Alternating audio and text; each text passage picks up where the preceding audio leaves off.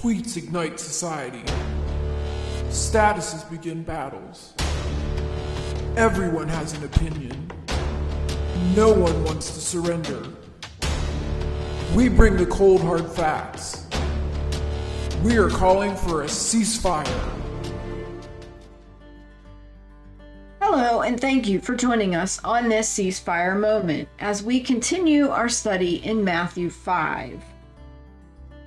I am realizing that I'm not really pulling a lot up in all of these things that I showed you, but that's because I've already done that and I've transferred all of those notes over into my brain. If you want to explore it further, then you would want to download Logos.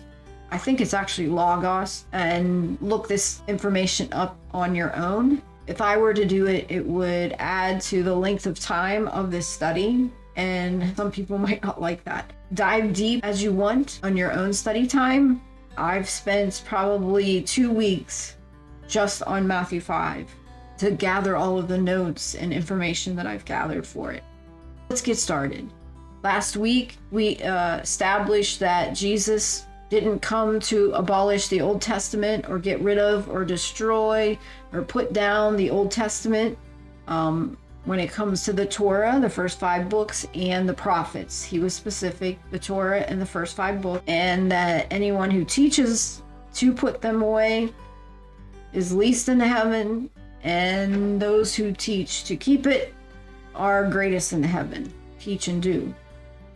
I think it's very interesting when we start diving into this next set of scripture, because you can almost see why Jesus was so adamant and so convincing that I'm not coming to abolish the law, because these next statements almost make it sound like he's coming to abolish the law, but really he wasn't. You have to also remember that this is almost 2,000 years after Moses had received the original law, and things had been perverted. The teachers had changed things and had added things and things like that. So they were pretty far removed from the law, kind of a similar situation that we're in today. Jesus says, "You've heard that it was said to the ancients." The ancients means the old ones, the people who come before you. "Thou shalt not kill," or murder would be more of a correct word for us today.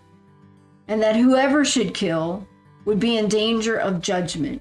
You might recognize murder as coming from the 6th commandment on the tablets or tables. It was called the testimony. We call it the 10 Commandments, but God called it the testimony. Number 6 on the testimony was, "Thou shalt not murder." Let's see what murder meant. Murder meant to kill or cause death, unjustified, intentional. There was no reason to kill somebody, and you intentionally did it. "And whoever may kill shall be in danger of judgment." Judgment, condemnation. Basically what would happen is they would take you to someone who was placed to be a judge, and he would make a judgment against you. This isn't talking about deciding if someone is right or wrong, or if someone broke a commandment or not. This is actually, in our court system, this would be equal to given their punishment. So you've heard it said to the old ones that you should not intentionally, for an unjust reason, kill someone or something, and that if you did that, that you would be in danger of receiving a punishment. That's what that basically says. "But I, Jesus, say to you that everyone who is angry at his brother without cause," note the without cause. This isn't just getting angry with somebody and being angry for what might be considered a good reason. This is being angry with someone without cause, "shall be in danger of judgment. And whoever may say to his brother, 'Empty fellow,' shall be in danger of the Sanhedrin." I'm not sure why this is in here. It probably has something to do a little bit with Jews, but Empty-headed or empty fellow meant stupid, senseless, worthless, or inferior, and it shows an utter contempt for another person. And this is the only place that it appears in Scripture, so it makes it difficult to do a comparison. And whoever may say rebel shall be in danger of Gehenna of fire. Rebel was fool, foolish, impetuous, dull, or stupid. And Gehenna is another long study, but it's basically was hell. It was a valley near Jerusalem, so when he said it, everyone would have pictured that valley. And it was a physical place under the earth for them, and they knew it as a place of punishment. Basically, he was saying to them, you've heard not to intentionally and unjustly take a life, but I'm telling you not to be angry with your brother. Anger. The other thing about this word anger is it's a fixed anger. It's something that you've settled into and that you're focused on the punishment. You just can't let it go. It's all you think about. You just want them to pay, and if they can't pay, it's just not right. So it's not as simple as just getting mad with somebody. You would be wanting someone to be punished without a reason to want someone to be punished. If, therefore, you would be bringing your gift to the altar, a gift to the altar. A gift to the altar would have been the actual thing that you would be bringing. Again, this is the difference between a verb and a noun. The act of giving a gift, to present a present. One's a verb, one's a noun. We're talking about the offering. If you should bring your gift to the altar, and there remember that your brother has something against you. This isn't saying that you have something against somebody else. I mean, that's kind of a given from the last statement, that, you know, if you're angry for an unjust reason, that would be one thing. But also, if somebody has something against you and you're bringing your gift to the altar and you know that, leave your gift there. Go and be reconciled with your brother, and then come back and give your gift. There's a concept behind this, because these Jews would have known exactly what Jesus was talking about. We have no concept of that in our Christian faith. He was talking about a guilt offering. The guilt offering, there were 5 offerings. There were 2 offerings required. One was a sin offering, and one was a guilt offering. The sin offering, we'll talk about it at a different time, but it was related to more sins against God. The guilt offering was also known as a trespass offering. You hurt or injured another person, and you need to reconcile with that other person in order to reconcile with God. The guilt offering could be brought for either an unintentional or an intentional sin. That was what a guilt offering was for. And it kind of pertained to the laws on the tablets, 6 through 10.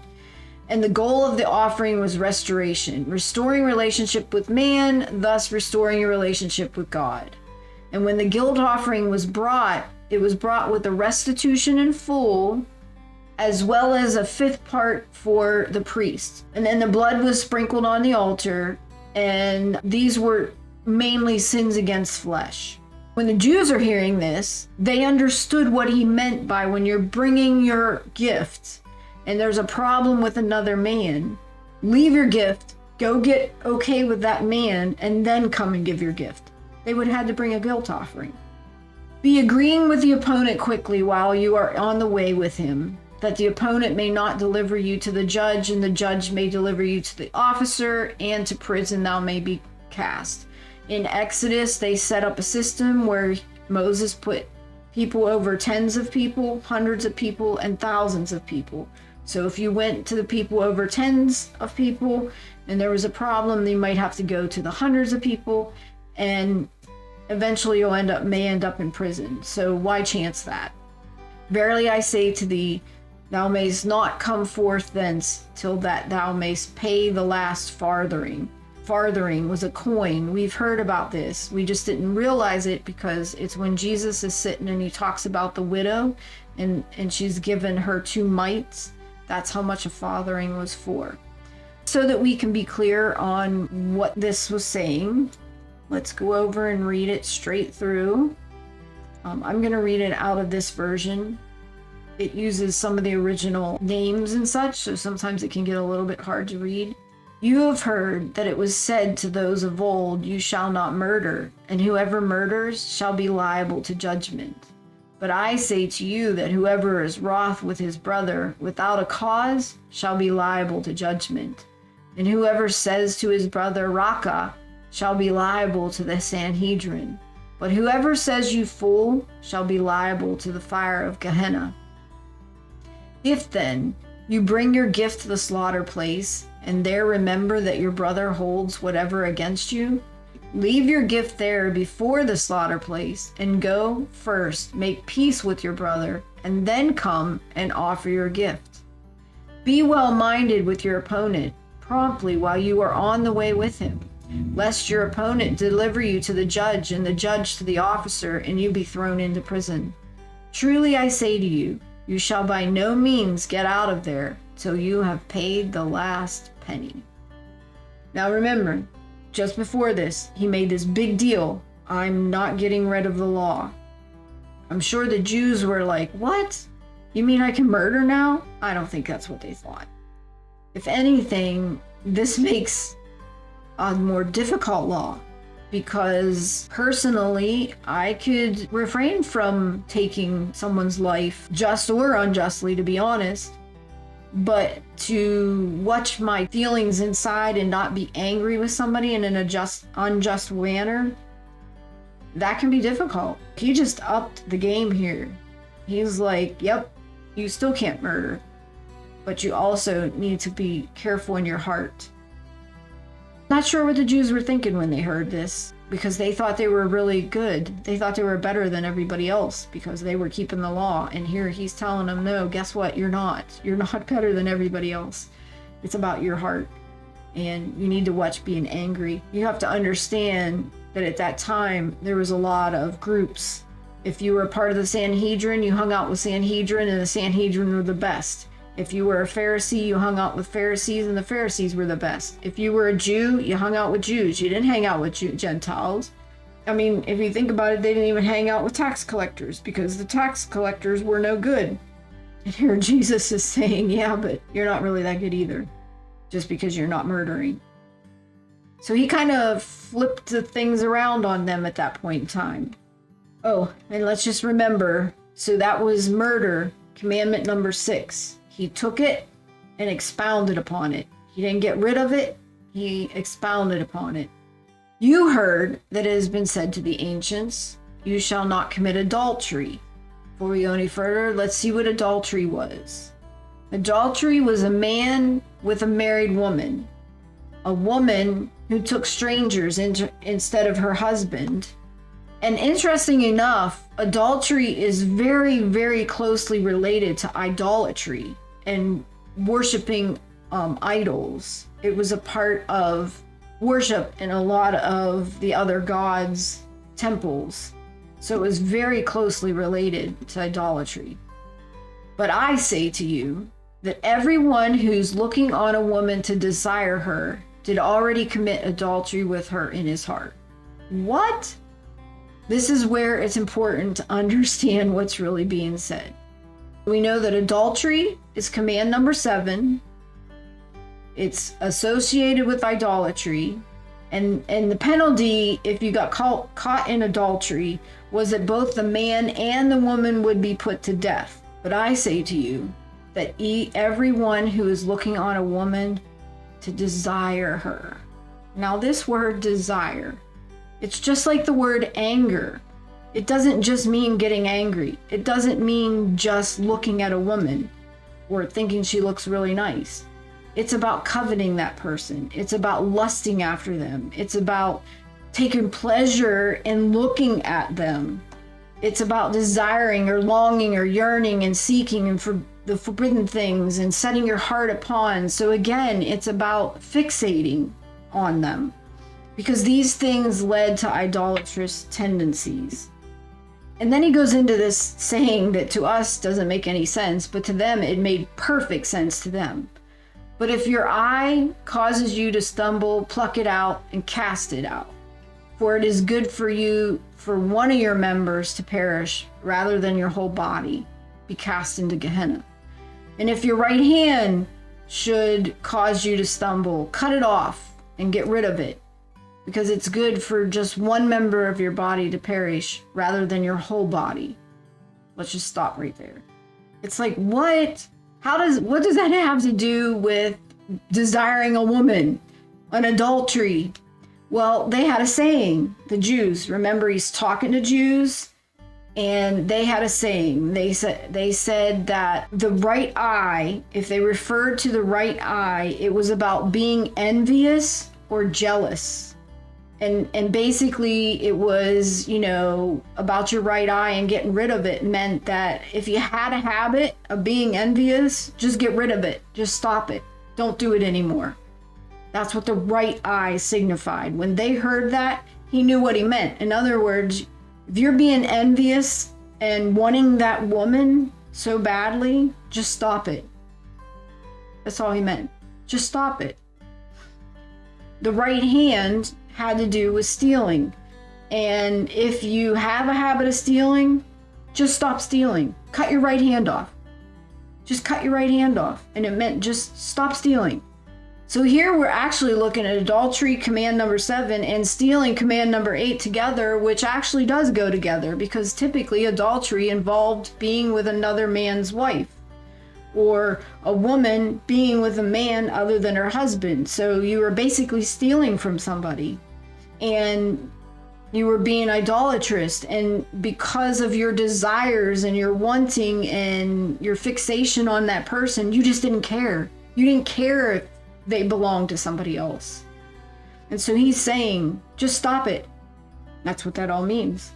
And it was said that whoever may put away his wife, let him give to her a right of divorce. This again is going to be tied to stealing. But I say to you that whoever may put away his wife, save for the matter of whoredom. Whoredom was fornication, practicing prostitution, being habitually immoral. This was not necessarily a good woman. That if you put her away for anything other than that, that now you're putting her in a position to possibly commit adultery, and that whoever would marry her could possibly also be committing adultery, because she was put away for something outside of being a whore, or outside of you committing adultery. Let's go over and read this all straight through. You've heard that it is said to those of old, you shall not commit adultery. But I say to you that everyone looking at a woman to lust for her has already committed adultery with her in his heart. And if your right eye causes you to stumble, pluck it out and throw it away from you. For it is better for you that one of your members perish than for your entire body to be thrown into Gehenna. And if your right hand causes you to stumble, cut it off and throw it away from you. For it is better for you that one of your members perish than for your entire body to be thrown into Gehenna. And it has been said, whoever puts away his wife, let him give her a certificate of divorce. But I say to you that whoever puts away his wife, except for the matter of whoring, makes her commit adultery, and whoever marries a woman who has been put away for whoring commits adultery.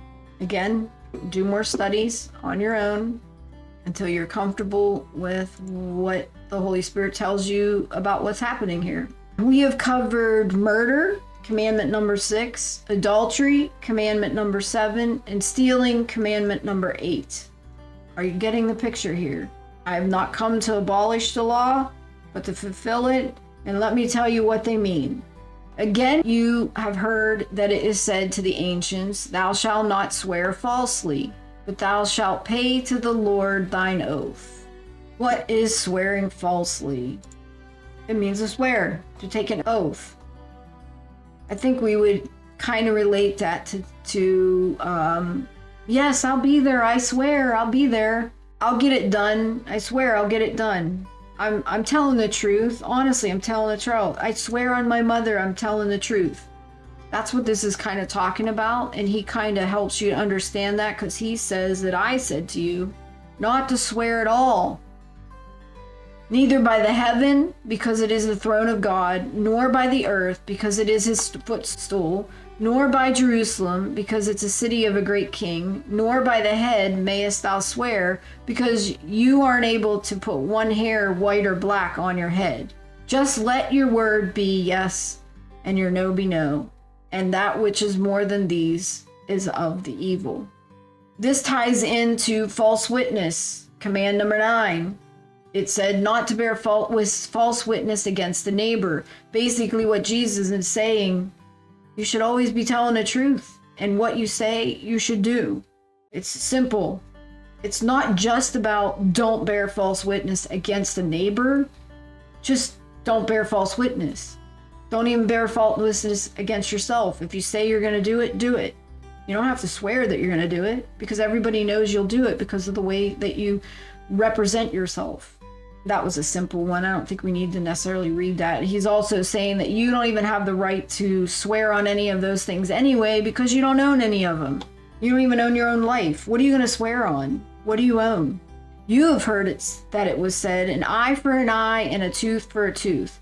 Back then, they did. Actually, in their Jewish laws, there was a law about an eye for an eye and a tooth for a tooth.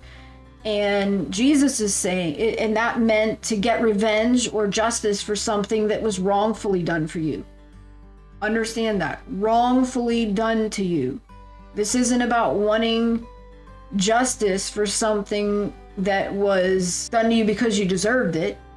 This is justice for something wrongfully done to you. But I say to you, not to resist the evil, but whoever shall slap thee on the right cheek, turn to him also the other. Another saying the Jews totally understood. They had this whole law system set up where if someone walked up and slapped you across the cheek, it was an insult to you. They were trying to bring shame to you. And it wasn't about hurting you, it was about bringing shame to you. And worse yet was being slapped on the right cheek, because most people were right-handed. And if they slapped you on the right cheek, it meant they backhanded you. And if you got backhanded, it was double payment. So it was double shame. And whoever is willing to take you to law or to the judge and try to take your coat, give him your cloak too. And whoever shall impress you to go 1 mile, go 2 with him. And to whoever is asking for you and wanting you to give to him and wanting to borrow from you, don't turn him away, give to him. This all has to do with command number 10, thou shalt not covet. Because the point is you don't really own any of it anyway. You're supposed to go above and beyond. Don't hold so tightly to things that you covet them. Who's your provider? Who's going to get that back for you? Who gave it to you in the first place? Don't covet it. Don't hold on to it so tightly that it becomes an idol to you, and don't covet it. That's what he was saying here. So that was coveting, command number 10. You have heard that it was said, thou shalt love. The word love is agape. Let's see what agape means. It means to show affection in a non-sexual manner, to prize, to prefer, to be content with, to be full of good and will to. It was about having benevolence from God. It was the love exhibited by Jesus. It's a reverence. They understood that you should have all of those things to your neighbor and that you should hate your enemy. But Jesus comes and says, but I say to you to love your enemies. There had to be a gasp at that point in time. There just had to be, because they were all about, oh, you're no good. You're a tax collector. You're no good. You're no good. You can't even testify. You're just scum. You're unclean. Oh, you're a Sanhedrin. I don't even want to be seen with a Sanhedrin. Gentiles are unclean and dirty. We can't even eat with the Gentiles. Like, can you imagine Jesus, this guy who you've chosen to follow? You can understand why there are a couple times where it says that a lot of people left him and didn't follow him. Because they're like, oh, are you kidding me? I can't do that. Love your enemies.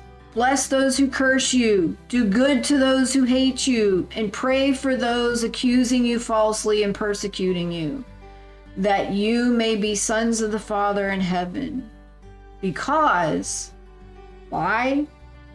Because even the Father causes the sun to rise on the evil and the good. He doesn't withhold from you because he's mad at that person. He doesn't withhold from the good because of the bad. And he lets it rain on the righteous and the unrighteous. For if we may love those loving you, what reward have we? Does not also the tax gatherers do the same? And if you may salute your brethren only, what do you get in abundance? Do not also the tax gatherers get so? This boils down to love your neighbor as yourself. The interesting part is when I was reading this, and I'm reading that don't even the tax gatherers do the same, I'm thinking, what was Matthew thinking? He's writing this. He's a tax gatherer. And basically, Jesus is like, even the worst of you do this. But those Jews, they were sitting there thinking, you mean I have to like a tax gatherer?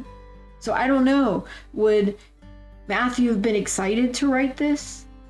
Would he have been, yes, see, you have to be nice to me. What was his feelings when he was writing this? It almost had to be a mixed feeling. So you did command number 6, 7, 8, 9, and 10. Jesus took all of those and said, they're still standing. I didn't abolish these. Not one little tittle is going to be taken away. But I'm telling you that you need to follow the spirit of them. You don't follow them to the law. You follow the spirit of them.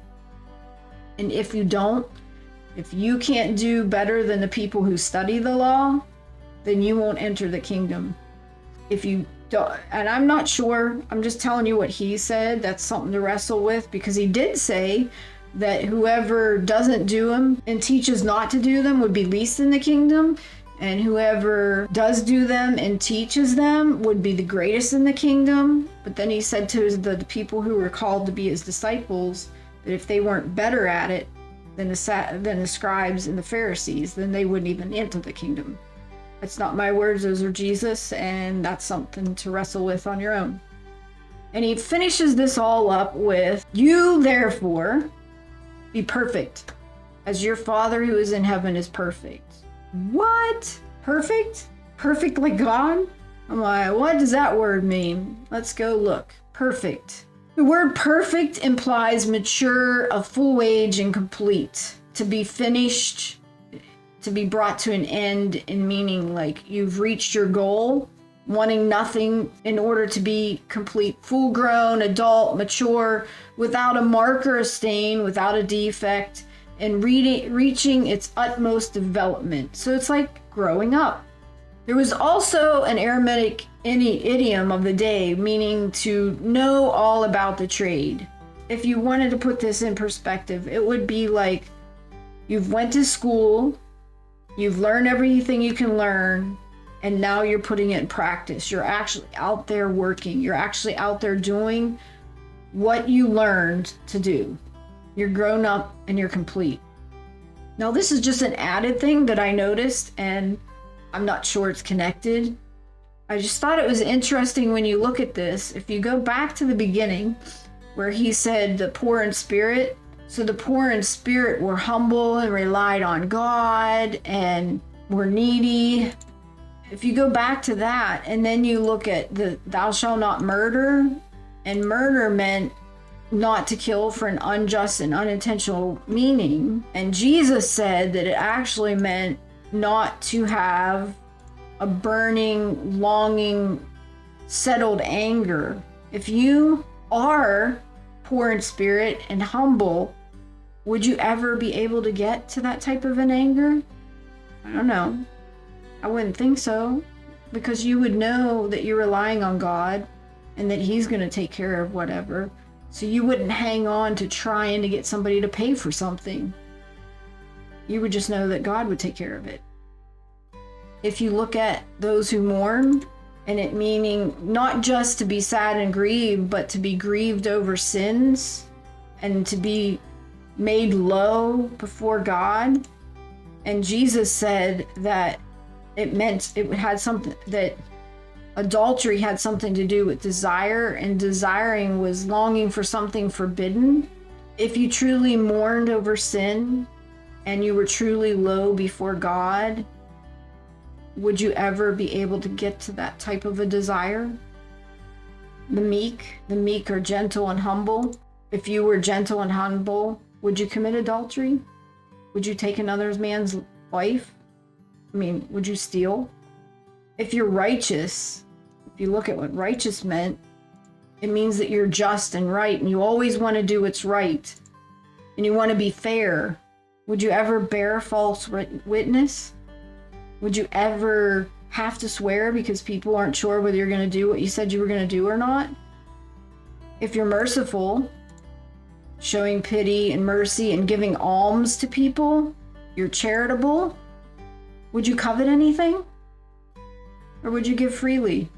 And if you looked at pure at heart, and it says clean, unstained, and the peacemaker, which he kind of ended with being a peacemaker, so you're pure and you're unstained and you just have good thoughts all the time and you want to be a peacemaker, wouldn't you naturally love your neighbor?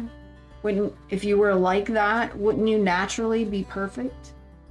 I never noticed the combination of these before. It's all one recourse.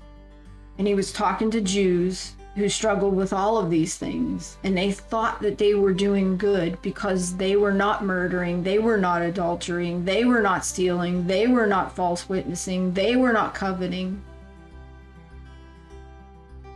And they were loving their neighbor because their neighbor was just like them. And they thought they had made it. They were all that. And Jesus just came right in here and said, you know what, I'm not going to get rid of any of that. That's all still standing. Those are all still true. But if you want to be my disciple, you're going to take it above and beyond what the scribes and the Pharisees take it. You're still going to follow my laws, but you're going to take it a step further because you're going to be pure in spirit. You're going to mourn. You're going to be meek. You're going to be righteous. You're going to be merciful. You're going to be pure in heart. You're going to be a peacemaker. And because you're all of those things, you're not going to have an unjust anger and hang on to making somebody pay. And you're not going to be desiring another man's wife. And you're not going to be desiring something to the point that it becomes an idol. And you're not going to be saying something that you wouldn't do. And you're going to be giving freely, and you're going to be perfect. That one was that was my thoughts. It's where I went with it. I don't know if you'll go somewhere different with it, or if you found something more than what I found, please share it in the comments. I'd love to look into it. Let us know where you found it, and that way we can each take time to look into it and add to our Bible studies. That completes our study on Matthew 5. It doesn't complete our study in Matthew. Thank you for joining us on this ceasefire moment, and I hope you've learned something.